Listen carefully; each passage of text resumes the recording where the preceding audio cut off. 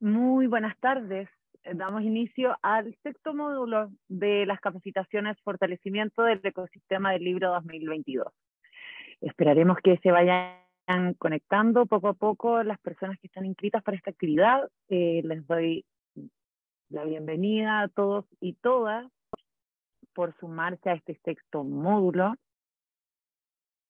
Vamos a esperar unos minutitos para que vayan ingresando a la transmisión de nuestro sexto módulo.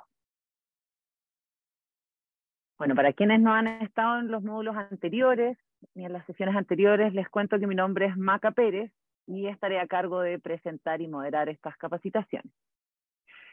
Esta instancia está siendo grabada para luego quedar de manera definitiva en el canal de YouTube de Editores de Chile, donde podrán revisitarla, revisarla detenidamente y también compartirla con quienes ustedes estiman conveniente. Durante la exposición, de nuestra panelista pueden dejar sus preguntas de una manera muy simple. Aquí abajito en la plataforma Zoom hay un botón que dice preguntas y respuestas. Allí podrán escribir sus preguntas, sus dudas, comentarios, y al final de la presentación seleccionaremos algunas de ellas para realizárselas a quien exponga en este módulo y así generar un momento de conversación y poder despejar y resolver esas dudas. Con esto damos inicio entonces al sexto módulo y contarles que en su compromiso con las y los trabajadores del sector editorial independiente y de la cadena del libro, la organización gremial ha invitado a 8 capacitaciones virtuales y gratuitas que se están llevando a cabo en los días 8, 10, 15 y 17 de noviembre. Estas actividades de formación tienen como foco diversos temas como el fomento al lector a través de actividades de mediación o clubes de lectura, derechos de autor y traducción, herramientas tecnológicas para la publicación de libros digitales, lenguaje inclusivo en el mundo editorial y administración de librerías, así como también la relación con las imprentas y financiamientos, entre otros temas. El ciclo es organizado por los gremios editoriales de Chile, Cooperativa de Editores de la Furia y Librerías Interdependientes de Chile, y cuenta con el apoyo del Ministerio de las Artes, de las Culturas, las Artes y el Patrimonio. Como les conté hace unos minutos atrás, este programa cuenta con 8 módulos que comenzaron el día martes 8 de noviembre y la próxima sesión y última será el jueves 17 de este mes. Algunos de los temas que se abordan son el rol de la mediación lectora, el lenguaje inclusivo, tecnologías en el mundo del libro y la administración en distintas etapas de la cadena de producción y distribución. A quienes participen en 6 de los 8 módulos se les otorgará un certificado de participación que se les hará llegar posterior a la realización de nuestra capacitación. Entonces, durante la exposición de nuestra panelista, pueden escribir sus preguntas en el botón que aparece en la plataforma Zoom, preguntas y respuestas. Les cuento que las presentaciones fueron previamente grabadas para facilitar la fluidez y eventuales problemas de conexión a Internet. Estamos seguras de que funcionará bien y será una instancia muy provechosa. Sin más. Empezamos entonces nuestro sexto módulo, que se titula Lenguaje Inclusivo, Estrategias para las Nuevas Comunicaciones. Expone Natacha Navarro. Es ilustradora, escritora y editora, diplomada en ilustración por la PUC, en edición por la UDP y en literatura infantil y juvenil por la USAC. En el 2017, junto a Sebastián Olave, fundó Desastre Natural Ediciones, editorial especializada en libros con contenido gráfico y perspectiva disidente. Actualmente trabaja como editora y se ha especializado en la edición de libros en donde la imagen y el texto forman una relación narrativa indivisible y en producciones culturales con representaciones de la diversidad. De la diversidad humana, entendida en un amplio sentido. Además, se desempeña como ilustradora y escritora, colaborando con diversas editoriales en Chile y en Latinoamérica. Ahora les dejo con Natacha. Recuerden ir escribiendo sus preguntas para, al final de esta presentación, cuando estemos con nuestra expositora en vivo y en directo, podamos generar este momento de conversación.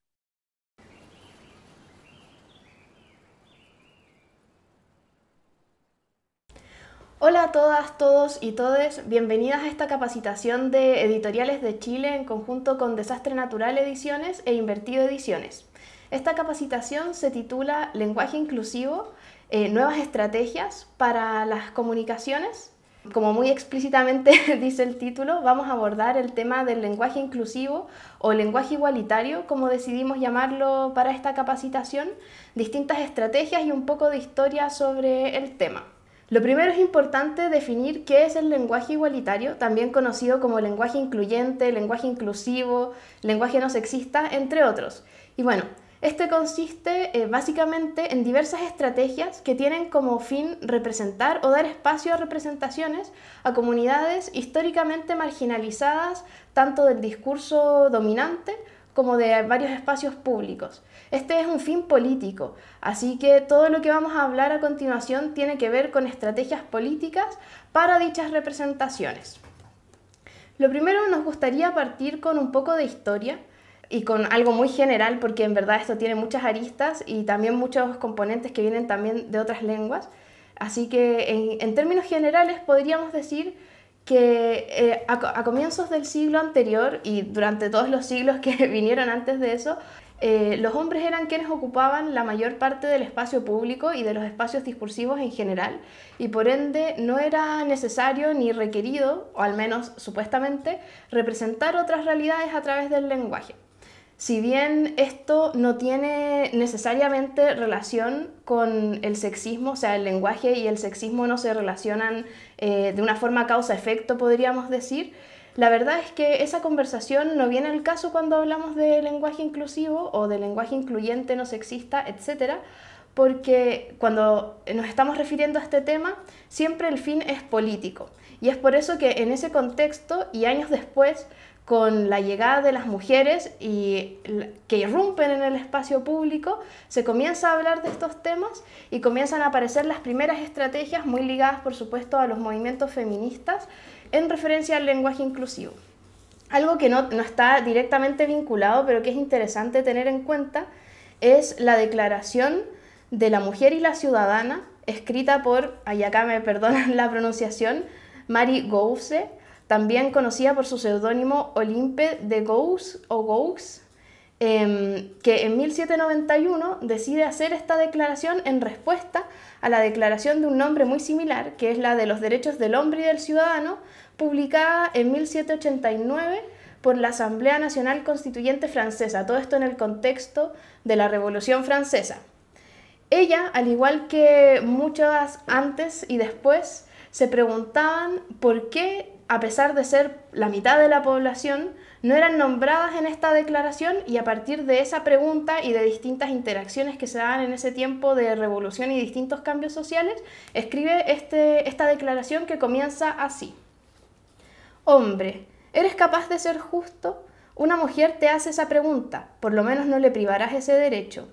Dime, ¿qué te da imperio soberano para oprimir a mi sexo, tu fuerza, tus talentos? Observa al Creador en su sabiduría. Observa en toda su grandiosidad esa naturaleza con la cual parece que quieres estar en armonía, y dame, si te atreves, un ejemplo de su imperio tiránico. Este es un comienzo muy provocador que tiene un objetivo similar al que tiene hoy en día el lenguaje igualitario, y es por eso que lo nombro. Se da en un contexto político en el que se empieza a requerir más representación. Pero no, las mujeres, si bien son la mitad de la población, no son las únicas poblaciones que han sido invisibilizadas a través del lenguaje y a través de los discursos. Recordemos que el lenguaje no es algo que esté aislado de otras dinámicas sociales. Y es por eso también que a comienzos del siglo pasado, durante todo el siglo pasado y también en nuestro actual siglo, aparecen otros movimientos, principalmente de diversidades de sexo-género, que también empiezan a reclamar ese lugar en lo público y ya no en lo oculto o en la marginalización, y el derecho a ser nombradas y representadas. No solo lo reclaman, sino que también comienzan a crear productos culturales y distintas estrategias tanto políticas como en el mismo lenguaje o a través de distintas expresiones artísticas para conseguir esos espacios que históricamente han sido negados. Y aquí entra un tema que, bueno, ya lo mencionamos anteriormente, pero que es muy relevante y es el tema de las representaciones. ¿Qué es una representación? ¿Por qué importa? ¿Y por qué el lenguaje inclusivo, igualitario, etcétera, juega un rol tan fundamental en este contexto? Acá en la presentación pueden ver algunas definiciones de la RAE. ¿Por qué la RAE? Bueno, porque está a mano y alcance de todos. Y tiene una definición que nos interesa particularmente para esta presentación, que sería la siguiente: imagen o idea que sustituye a la realidad. Una representación que es una imagen o idea que sustituye a la realidad. Esto quiere decir que cada vez que hablamos, cada vez que comunicamos, esa comunicación no es la realidad en sí misma, sino que es una representación de esta. La sustituye en ese acto comunicativo, ya sea un producto artístico, cualquier escrito, etc. Y pasa a formar parte de esta como si fuera la realidad cuando realmente no lo es, sino que es una representación o un sustituto de esta realidad. Entonces, las representaciones no solo juegan un rol súper importante al momento de hablar de cosas más prácticas. Por ejemplo, cuando hablamos, no sé, un manual, por ejemplo, es una representación también de cómo se construye lo que quiera que se quiera construir con ese manual, o cómo se arma, cómo se mantiene, etc. Estas representaciones existen a distintos niveles y también son parte de diversos campos de estudio, como pueden ser la sociología, la psicología, etc. Y hay autores, autoras, que se han encargado de estudiar las representaciones y las definen de la siguiente forma. Les voy a leer algunas definiciones para que podamos empezar a comprender la importancia de estas. Acá Durkheim y Mauss en 1903 escriben sobre lo que en ese momento se denominaba representaciones colectivas y dicen lo siguiente: entre paréntesis, las representaciones colectivas hoy en día son más encontradas en textos como representaciones sociales, pero lo pueden, si quieren buscar bibliografía, lo pueden encontrar de cualquiera de las dos formas. Y los autores dicen lo siguiente: las representaciones colectivas constituyen un bagaje cultural que se expresa en creencias, leyes y normas sociales, que tiene un poder coercitivo que pesa sobre los miembros de la sociedad. Constituyen el sistema de clasificación elemental del mundo, basado en la cultura y en los afectos, más que en una pura lógica racional. Como empezamos a vislumbrar ya con esta cita, las representaciones muchas veces pasan a ser la realidad misma, y es por eso que el activismo está tan profundamente ligado no solo a temas de cambios sociales más explícitos que podrían verse en leyes o en distintas dinámicas de poder, sino que también a temas de representación tanto en medios como en la vía, por ejemplo, la vía pública, en lo privado, etcétera, etcétera. También hay una autora más reciente, Julia Bellester, en 2017 escribe sobre el mismo tema lo siguiente: podríamos decir que las representaciones colectivas, en tanto ideas, normas y creencias comunes, constituyen una garantía de integración social y generan un lazo de características propias entre individuo y sociedad. Acá esta autora menciona algo que no se mencionaba en la cita anterior, que es fundamental también para entender la importancia del lenguaje no sexista, igualitario, etc. Lo digo siempre con todos los nombres para que se acuerden que tiene distintos, que es la garantía de la integración social. Una persona cuya realidad no es representada no puede tener esa garantía, o es muy difícil que la tenga, ya que no es nombrada, no hay ninguna representación de su propia realidad y por ende se marginaliza. Y esto pasa hasta el día de hoy en verdad con las mujeres y también con las poblaciones de disidencias de sexo-género.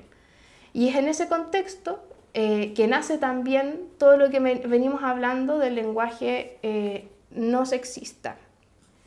Cuando hablamos de diversidad también podemos entenderla en un amplio sentido, pero para esta presentación en específico tomamos tanto las definiciones de la RAE por la misma razón que antes y una que nos interesa particularmente a nosotros. Acá en la diapositiva pueden leer las de la RAE y las que nos interesan consisten en nombrar la diversidad humana, que es todo aquello y todo aquel que se diferencie de la norma. Dicha norma varía según cada cultura, eso es muy importante tener en cuenta.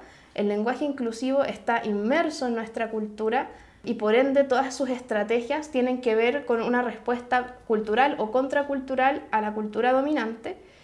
Y dichas normas, que como decía varían según cada cultura, están determinadas y respaldadas por ideas hegemónicas o de poderes dominantes. Y eso no quiere decir, por supuesto, que haya como un señor así blanco, cis hetero, controlando todo el mundo a través de otro grupo de señores.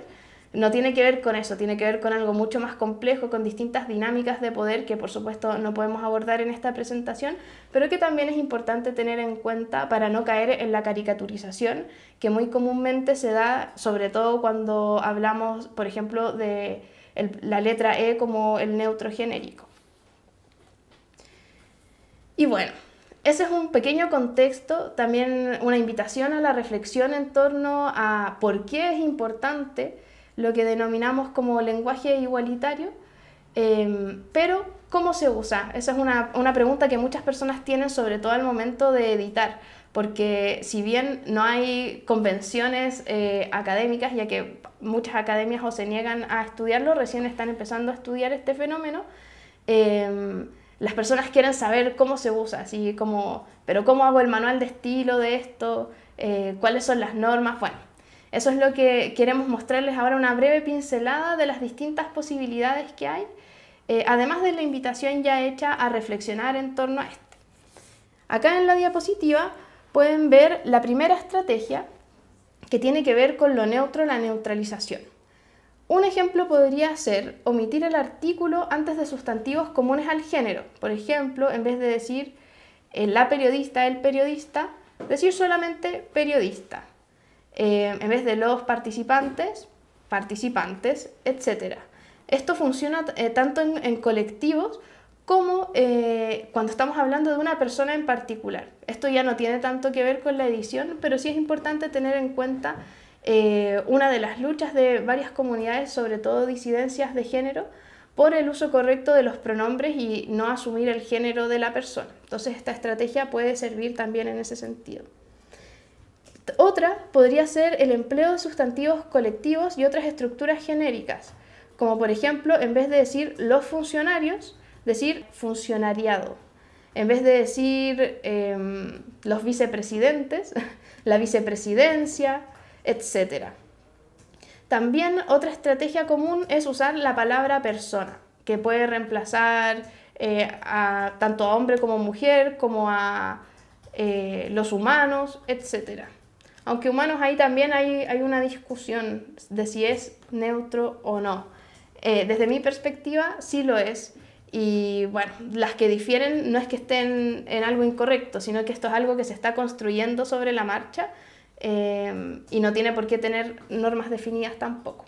Otras estrategias también en la misma línea de lo neutro es usar pronombres relativos, por ejemplo, en vez de los que quieran participar, decir quienes quieran participar.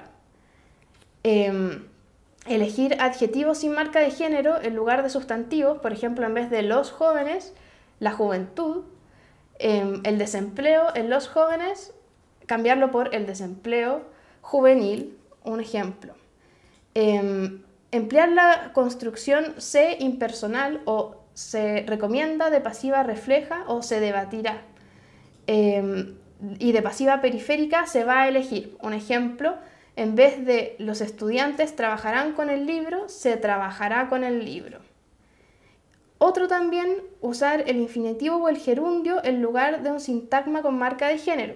En vez de los estudiantes deben tener una cuenta, es necesario tener una cuenta para acceder al portal. En vez de si los funcionarios trabajan con dedicación, trabajar con dedicación, bla, bla, bla. Otra estrategia que también es muy cuestionada y genera bastante ruido, y hay que entender que ese ruido no es algo inocuo y algo impensado, sino que tiene que ver con la estrategia política, es el desdoblamiento, donde se hacen dobletes para referirse a ciertas poblaciones con el fin de nombrarlas. Por ejemplo, decir hombres y mujeres, niños, niñas, adolescentes y jóvenes. Y también las estrategias escritas, como pueden ver acá en la presentación, como la O/A o la O entre paréntesis A. Esta estrategia también se puede utilizar cuando incluimos el neutro. Por ejemplo, como yo hice al comienzo de esta presentación, en vez de decir bienvenidos, bienvenidas, yo dije bienvenidos, bienvenidas y bienvenides, o en otro orden, no me acuerdo. Pero esa es parte de esta estrategia de desdoblamiento y tiene, por supuesto, un fin político de nombrar y representar. Y también, por último, entramos ya al tan polémico genérico neutro, que bueno, es, al menos desde lo que nosotros hemos visto, uno de lo que más ruido causa, que puede ser, por ejemplo, la utilización del arroba, la X o incluso asterisco, distintas marcas neutras, para no especificar el género dentro de una oración. Una de las razones por las que se usa es porque justamente al no especificar ningún género, y ya que entre paréntesis la E se está cristalizando como marca de género neutro, del género no binario, por ejemplo, o los géneros no binarios, eso es conversación para otro momento también, la X en cambio no tiene ninguna marca en particular. Pero una de sus problemáticas, y lo mismo pasa con la arroba, asterisco, etc., es que no puede ser hablada. O sea, es solamente una estrategia escrita. Y por ende se reduce a esos espacios. A espacios escritos como por ejemplo desde textos hasta pancartas, etc. Y también otra cosa a tener en cuenta es que personas con alguna dificultad de lectura o por ejemplo personas que estén recién aprendiendo a leer y escribir pueden llegar a tener más dificultades aún al leer esto, ya que como no tiene sonido y representa algo igual abstracto, puede generar dificultades. Entonces lo importante es siempre tener en cuenta el contexto en el que estamos hablando. Y a raíz también de las problemáticas que tenían la X, el arroba, etc., llega el genérico neutro con la letra E. La letra E tiene distintos usos, son dos principalmente.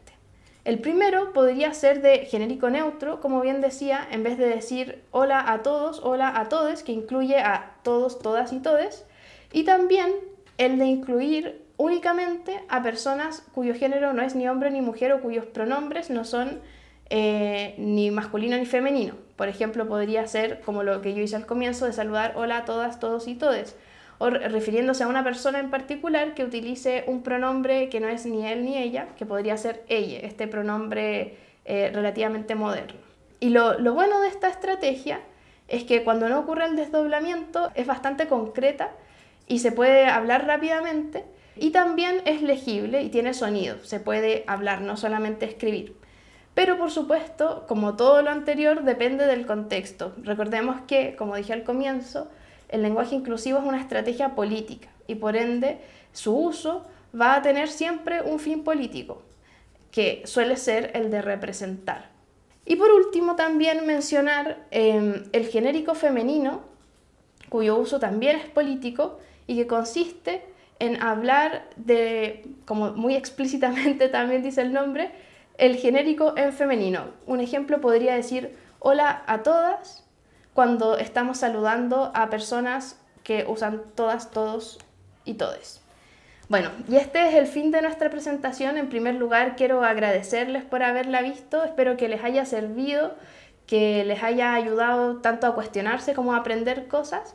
Y me gustaría cerrar diciendo que el uso de estos recursos siempre tiene un fin político. Eso es muy importante tenerlo en cuenta, pero no porque sea un fin político deja de ser relevante. Mucha gente dice, no, lo político, yo no me meto con eso. Bueno, todo es político, nos guste o no nos guste, esta estrategia también, y cumple una función social también muy importante, que es la de nombrar todo aquello que generalmente no ha sido nombrado y que por ende, a través de la historia, ha sido marginalizado, y todo lo que significa la marginalización en un contexto social. Así que eso, muchas gracias a todas, todos y todes, y espero que hayan aprendido en esta presentación. Bueno, le doy la bienvenida a Natacha. Natacha, te invito a encender tu cámara y tu micrófono. Hola, Hola, muchas Natacha. gracias. Hola. Ujú. Bueno, primero agradecer tu presentación, compartir tu experiencia con todos, todas y todes, como bien tú has dicho. Y ahora, como nos comprometimos al inicio, vamos a pasar a esta ronda de preguntas. Vamos a revisar aquí las preguntas que tenemos. Y voy con la primera pregunta, Natacha. Si quiero usar el lenguaje inclusivo en el libro que estoy trabajando, ¿sugieres usar la X o la E? Yo creo que ya hablaste de esto, si todos, todas y todes tomamos atención, lo mencionaste en tu exposición, pero quisiera que profundizaras un poquito más. ¿Cuál es tu sugerencia?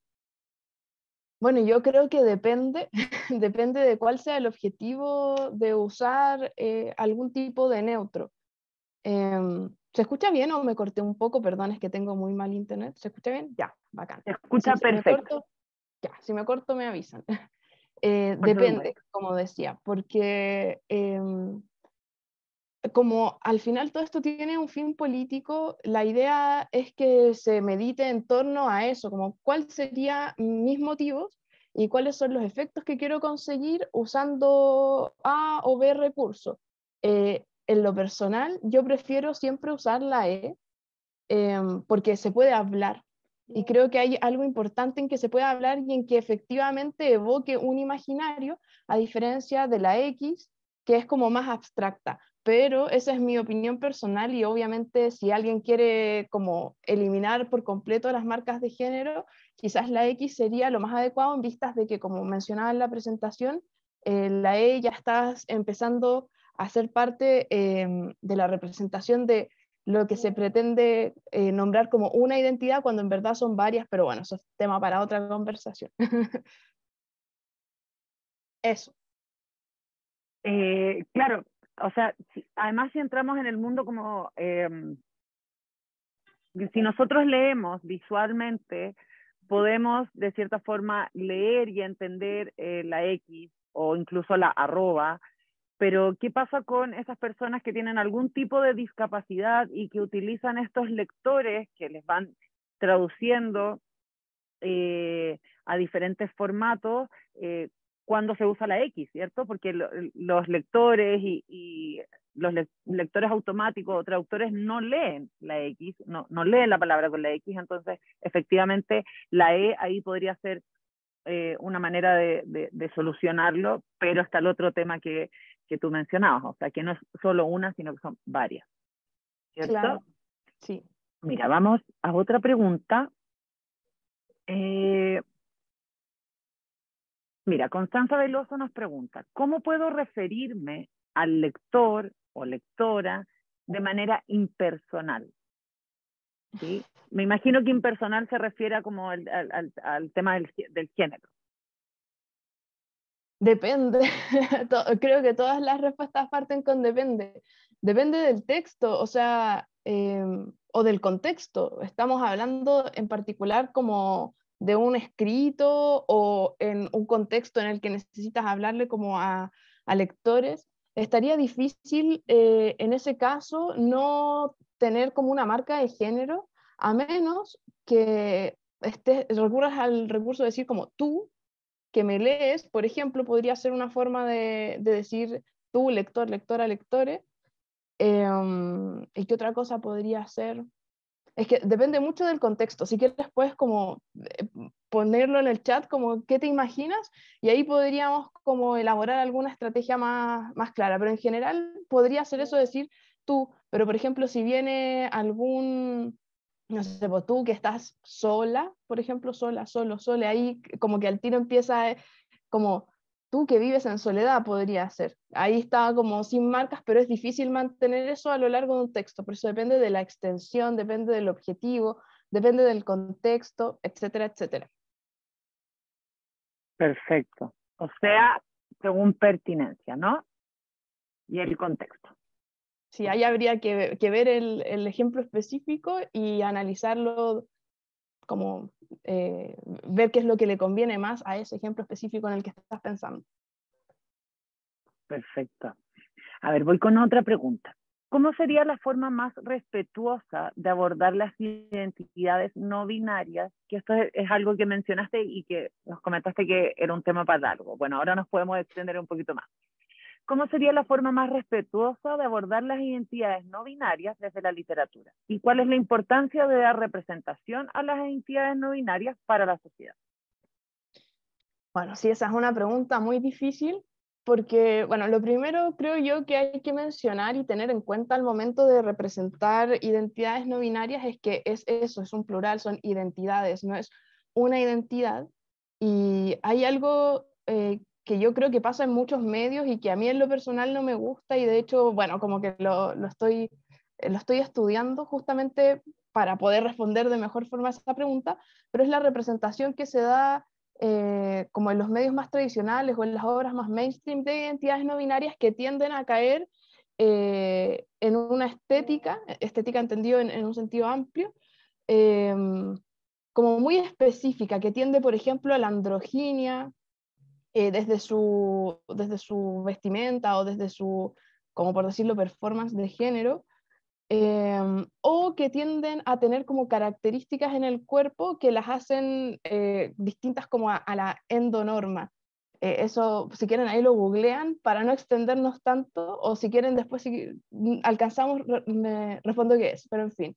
Entonces, claro, como que es una pregunta compleja y creo que como todo depende, como qué identidad quieres representar, como en qué contexto está esa identidad, es una identidad de hoy en día, porque si es así, podría ser entrevistando distintas personas no binarias y como sacando cosas en limpio para esa representación que quieres hacer.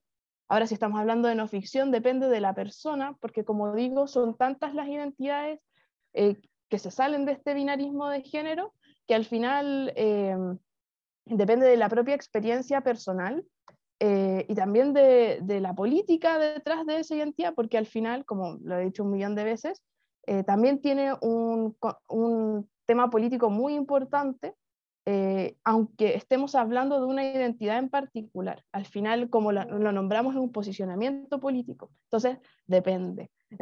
pero, pero conversando es una buena forma de empezar, creo yo. Oh, Maca, estás con el micrófono apagado. Es cierto, muchas gracias, Natalia. Había mucho ruido ambiente y lo apagué para no interrumpir tu respuesta. Muchas gracias por avisarme. ¿A quién no le ha pasado? Hay, hay una compañera que está aquí como participante que dice que ella usa público lector cuando se refería respecto a la pregunta de cómo puede referirse al lector de manera impersonal. Y ella utiliza el público lector. Súper, claro, y en plural es una buena forma también. O sea, sí, pues porque refiere a varias personas. Exacto. A ver, seguimos. Al pensar en la traducción del libro, ¿es ella la mejor adaptación para el they en inglés? Respuesta corta, sí. Respuesta larga, depende, porque si estamos hablando del they plural, no. Pero si estamos hablando del they como pronombre personal, entonces sí, yo creo que ella es en efecto la mejor forma de traducir they. Aunque yo no sé nada de traducción entre palabras, pero eso es lo que yo creo. Perfecto. Mira, ¿qué opinas de editar algunos textos con lenguaje inclusivo y otros no? Por ejemplo, textos de investigación con lenguaje inclusivo y novelas con el género masculino. ¿Hay algún criterio que te parezca bien?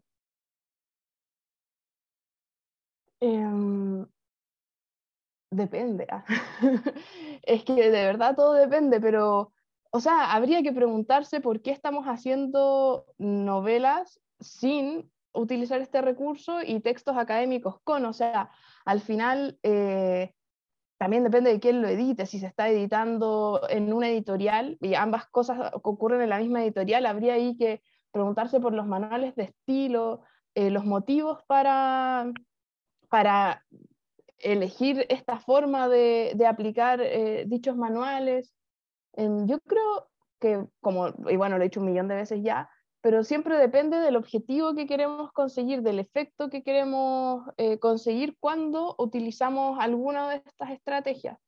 Desde mi perspectiva se puede escribir cualquier cosa con el neutro, pero eso no quiere decir que cualquier cosa vaya a ser aceptada como por el público en general, porque como genera este ruido, valga la redundancia, hay muchas personas que de principio van a sentir adversión por estos textos, entonces queremos generar eso, queremos generar otras cosas, también depende de los públicos, entonces es una pregunta compleja y por supuesto depende de cuáles son nuestros manuales de estilo y cuál es el motivo tras estos manuales. Pues a veces hacemos manuales así como, no, voy a hacer todo lo que dice la RAE y listo, y este va a ser mi manual de estilo, pero no está de más preguntarse también como, ¿por qué? ¿Por qué lo hago de esta forma? ¿Por qué escribo ciertas cosas de cierta manera, más allá del lenguaje incluyente? Entonces, depende, y corto, sí, está bien, ¿por qué no? También puede estar mal, depende, depende del criterio de quien lo lea. Mira, te están pidiendo una recomendación aquí. En un club de lectura, ¿cómo se puede incluir el lenguaje inclusivo, medios o herramientas para que se sientan incluidos o incluidas o incluidas? Bueno, como acá estamos hablando de un contexto en el que hay interacción y en el que se habla con otras personas, Claro. yo creo que lo primero sería partir preguntando los pronombres de la gente. Esa es una conversación que no, como que es difícil a veces, como hay gente que le da vergüenza. A mí también a veces es como, no sé, como que no es algo que esté instalado en nuestra cultura, Puede ser pero algo incómodo. sí, también, y quizás no para la gente, o sea, no para todos, pero justo una persona, no sé, como que es difícil, pero creo que son cosas importantes que hay que empezar a visibilizar y esa sería como la primera recomendación, como qué es lo que quieres incluir, ¿está en ese club de lectura? De ser así, nombrando, por ejemplo, un recurso que uso yo es ir intercambiando, por ejemplo, ¿y qué piensan todos sobre esto? Luego, todas ustedes, ¿cómo se sintieron? Y luego todos y así como ir intercambiando como la forma en la que me refiero a la gente, para no estar como desdoblando a cada rato si todas, todos y todos, que es largo y es difícil también. Pero también evitando como caer en el todos, todos, todos, que es lo más común, o solo en el todes, porque al final también, bueno, como hablábamos, es un tema político, y también cabría preguntarse por qué ahora todes puede reemplazar a todos y no todas, por ejemplo, porque todas no puede tomar ese lugar también cuando una gran parte de la población se refiere a sí misma en femenino, una gran parte de la mitad, o casi la mitad, porque es casi la mitad y luego estamos el resto, los raritos. Entonces, eso, como que depende de la gente que esté en ese club, pero yo partiría así con lo más explícito y normalizándolo nomás, así de la forma tranquila, natural, así, bueno, y tú, tu nombre, tu pronombre, y puedes dar un ejemplo, por ejemplo, hay muchas veces que la gente piensa pronombre que es así como mi sobrenombre, entonces puedes decir, yo soy tanto, tanto, mi pronombre es tanto, y una pequeña biografía, qué sé yo. Eso puede ser una buena forma, creo yo. En el fondo para romper el hielo, ¿no? Claro, y para que nadie se sienta como que no sabe, como, ay, no sé, como qué respondo, como para evitar esas cosas, mejor siempre partir por une y dar el ejemplo sin decir, miren, y esto es esto, sino que simplemente yo soy Natacha, mi pronombre son ella y soy ilustradora, escritora, bla, bla, bla, y fin, y tú, y así. Claro, es una buena técnica para que aprendamos todas, todos y todes. Yo encuentro que hay un tema político igual con el tema de cuando decimos solamente todes, me pasa a mí, que mi pronombre es ella, que omitir el todas, me pasa algo con eso. No tengo un discurso intelectual ni academicista para poder explicarlo, pero como que siempre tengo la necesidad de decir todas y todes. Como que el todos lo puedo obviar, pero también por un tema político, o sea, toda la vida hemos dicho todos cuando no necesariamente son solo hombres los que hay en el lugar. Entonces tiene que ver como con una reivindicación que podemos decir todas y también se incluye a hombres y mujeres. Entonces cuando decimos todes, me cuesta no decir todas porque ahí incluimos a las diversidades, etcétera, pero la mujer nuevamente vuelve a estar relegada. No sé si esto, bueno, lo podríamos discutir en un cafecito quizás más extenso, pero personalmente me pasa algo así. Mira, aquí hay alguien que nos hace un comentario súper interesante con una pregunta. Dice, hace un mes se publicó un libro, Lake Lore, en español, o Lore, no sé cómo se pronunciará, pero Lake Lore, en español, donde al traducirse se usó un lenguaje inclusivo por tener protagonistas no binarias y está siendo bien recibido en el sector juvenil y de personas más adultas. ¿Crees que es un avance en el sector editorial a nivel de habla española? Yo creo que sí, como siempre he dicho, es muy importante como empezar a nombrar todo esto, y si no hubiese sido traducido de esa forma, claramente habría un problema gigante porque el texto original supongo que está en inglés por el nombre, y como la ventaja respecto a esto que tiene el inglés es que no se usan marcas de género casi nunca. Entonces, claro, pues si ese era el ejercicio del libro y se traducía de otra forma, eh, puede ser hasta un problema como con la obra en sí misma, como incluso me atrevería a decir que podría pasar a llevar como los derechos de autor, porque al final es una traducción que pierde todo el sentido original. Así que sí, creo que es un avance. Cada vez vemos más de este tipo de recursos, sobre todo en libros dirigidos a públicos jóvenes. Y claro, ahí la pregunta que sigue es como ya usamos los pronombres, pero ¿y las representaciones qué tal? Por lo que acabo de googlear rápidamente porque no conocía el libro, me da la sensación de que es un libro escrito por personas que pertenecen a esa comunidad o a las comunidades queer, digamos, LGTBIQA+. Así que me imagino que al ser como desde ahí, las representaciones pueden ser más interesantes o no caer en estas típicas recursos como los que les nombraba antes. Pero claro, como que es un avance eso, pero hay que ir más allá también, no hay que quedarnos solo en las palabras. Por ejemplo, también lo que nombraba como las representaciones de las identidades no binarias están finalmente decantando en lo que podríamos decir que es un tercer género.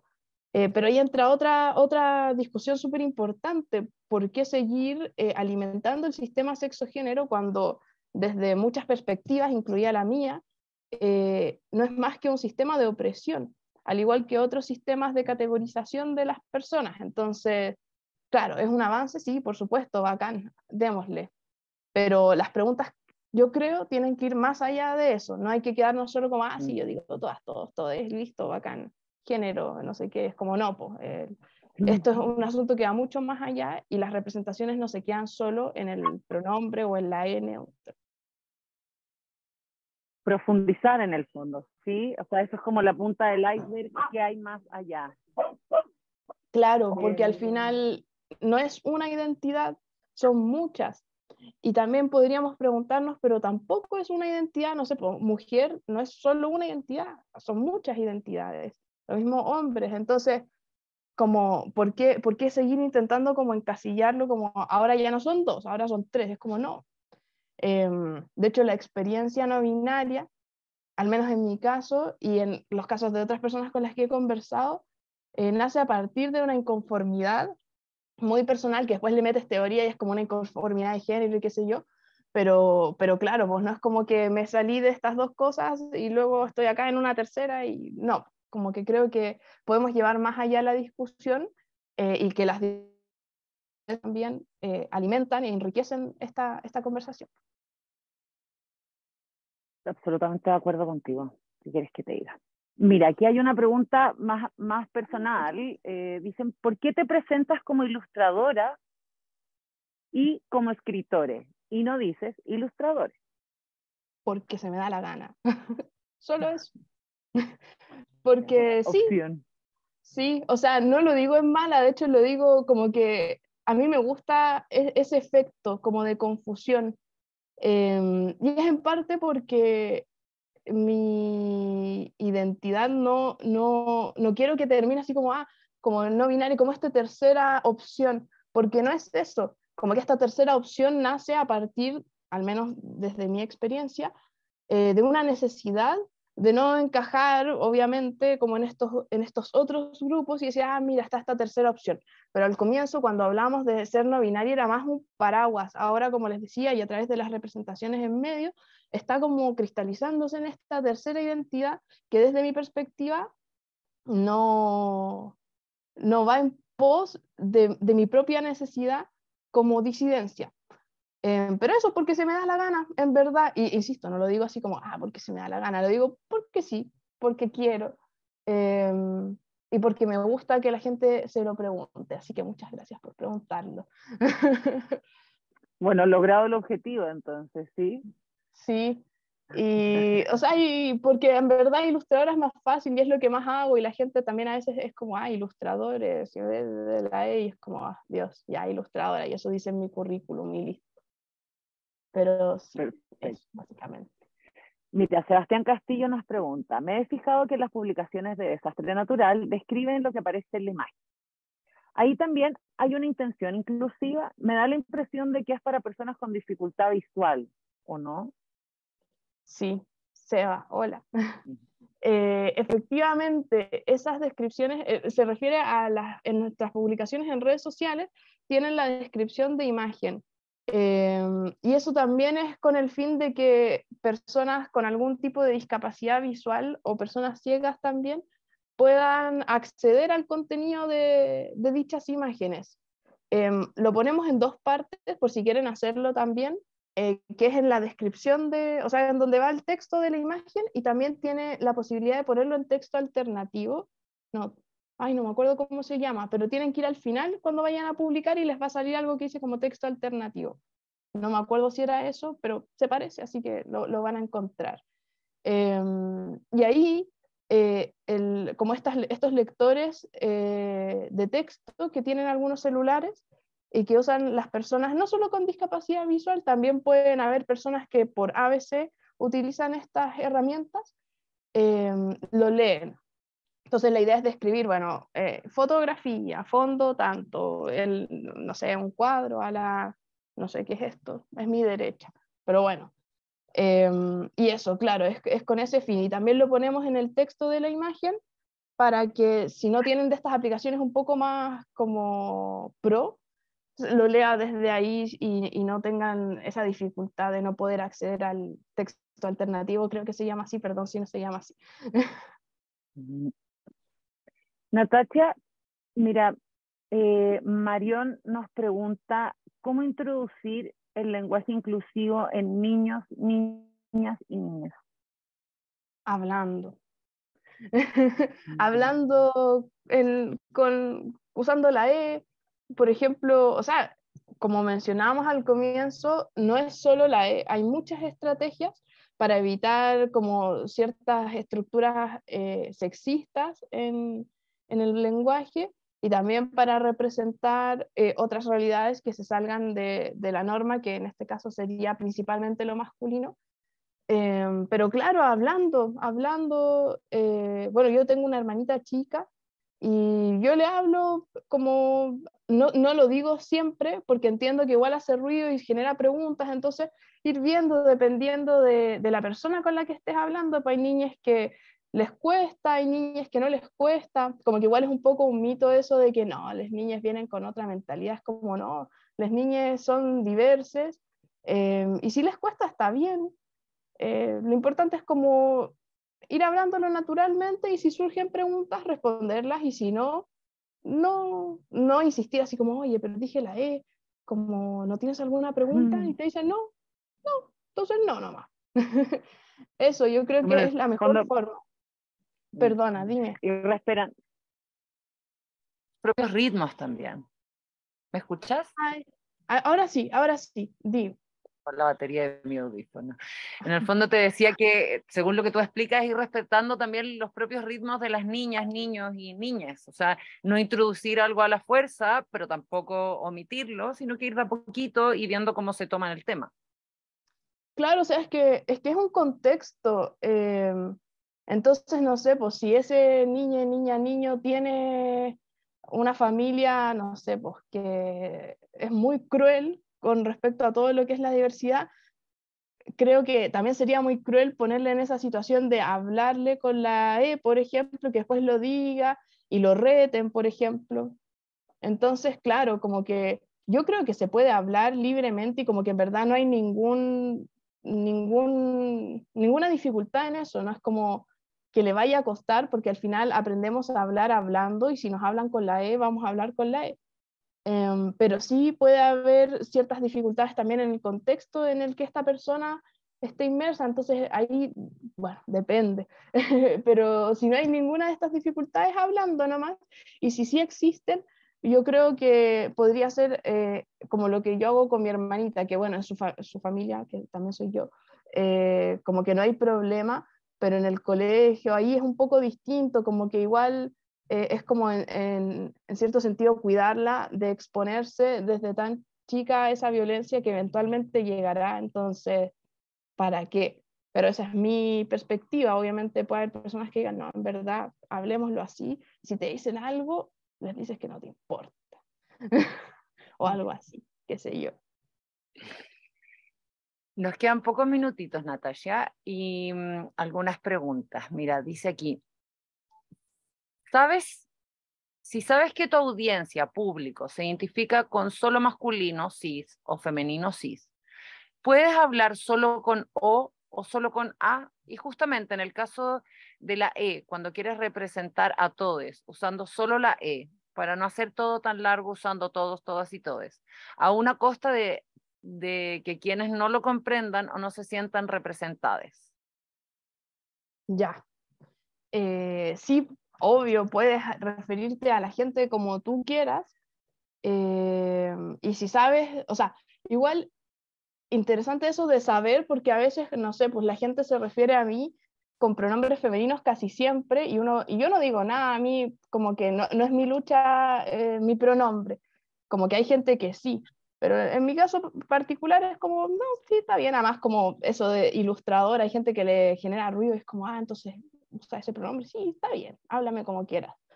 Eh, pero, sin embargo, lo que aparenta no es necesariamente lo que es. Entonces, yo creo que siempre es bueno preguntar. Ahora bien, si ya se tuvieron esas conversaciones, sí, obvio, como que, ¿para qué decir todes si hay puras todas o puros todos? Y como que está bien.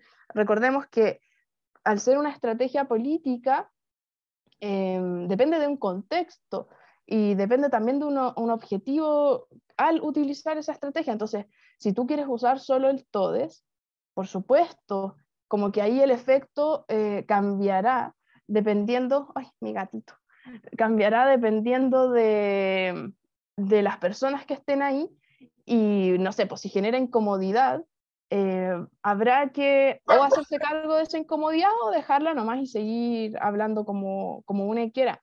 Lo que puedes hacer también es lo que decía al comienzo, como decir todes y también todas y todos, indistintamente para referirte al mismo grupo de gente, independiente de si son, o sea, hay todas, todos y todes, o si hay solo todas y todos, etcétera. Pero claro, al final depende como de qué efecto quieras lograr, de la postura que quieras tomar, y eso, básicamente, porque es una postura política. Así es, estoy súper de acuerdo contigo, es una postura política. Bueno, y para ir cerrando, la última pregunta. Nos pregunta Mariana Marín si puedes mencionar algún libro que ya use el lenguaje inclusivo, de literatura, no académico. De literatura no académico. Por ejemplo, está, oye, es que yo soy lo peor para los nombres, denme un segundito, ¿cómo se llama? Creo que se llama Género Queer, y si mal no recuerdo, en la traducción al español usan lenguaje, o sea, el neutro E. También tengo este, denme un segundito que lo tengo acá al lado, pero tengo que pararme para alcanzarlo. Denme un segundo. ahora sí, este, que se llama Mañana, cómics latines siglo XXV, que también lo utiliza. De hecho es muy interesante porque al comienzo trae como un pequeño escrito en torno a por qué se usa el neutro E, y bueno, este, si mal no recuerdo, es un libro estadounidense, entonces lo relaciona con la realidad del inglés, que es una distinta, pero que ha permeado en la realidad de los hablantes del español. Y a ver, no se me ocurre otro en este momento. Quizás más que libros que están publicados como, y que son más comunes, aunque sé que hay más, pero no me acuerdo ahora, perdón. Pero también pueden encontrar muchos textos de ficción no académicos en Wattpad, por ejemplo. Yo sé que mucha gente mira mal Wattpad, yo me incluyo entre esa gente, pero ahí pasan cosas que no permean tan rápidamente a como las editoriales y a todo el sistema editorial. Entonces, si quieren observar, es un buen lugar para empezar a ver estos recursos que se usan, eh, además de estas publicaciones que hablan más como desde una realidad queer o disidente. Sí, no me acuerdo de otro, perdón, pero eso es lo que les puedo decir. Bueno, Natacha, te doy las gracias por acompañarnos, por ser parte de la programación. Te dejo el micrófono unos segundillos para que te puedas despedir o decirnos lo que creas que sea oportuno. Eso nomás, muchas gracias a ti, Maca, muchas gracias a Editoriales de Chile y a todas, todos y todes quienes estuvieron acá. Como pueden ver, al final todo esto es una forma de posicionarse respecto a algo, y creo yo que lo importante es que se vea o que se perciba ese posicionamiento, porque al final todas estas estrategias hacen ruido y ese ruido que hacen genera conversación. Y creo yo que ahí está como lo fundamental, como no cerrarnos, por ejemplo, cuando hagamos manuales de estilo, no cerrarnos a pensar así como, ya, voy a hacer todo en neutro, en genérico neutro, porque sí, porque mejor. Porque cuando está todo en genérico neutro, al final ese ruido se va diluyendo, y quizás la estrategia no es la adecuada para el objetivo que tenemos, como por ejemplo el hecho de que yo me diga ilustradora, escritores y editores, genera ese ruido y es parte como de algo intencional. Entonces pensar bien en eso, como qué es lo que queremos lograr, qué es lo que queremos conseguir con estas estrategias, es solo representación, es algo político más allá de la representación, y en caso de que sí, ¿qué es eso?